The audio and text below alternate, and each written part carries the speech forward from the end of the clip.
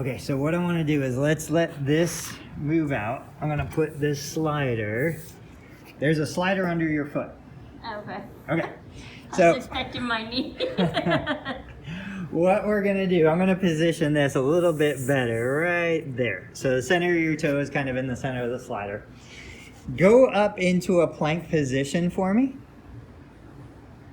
And I want you to slide that right foot up as far as you feel like you can, as far as the knee will let you, and then slide it back, and then go down. Perfect. So that's the whole movement. We'll lift the hips, slide it up as far as the knee will let you, back down.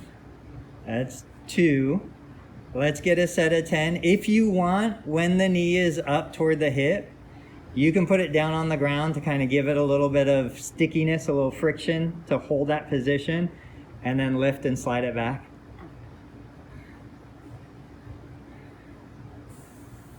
So right there, put it down. Good. And then go back. Perfect. Let's do it again. Put it down and then go back. So that's been 4 so far. We'll get 10 total.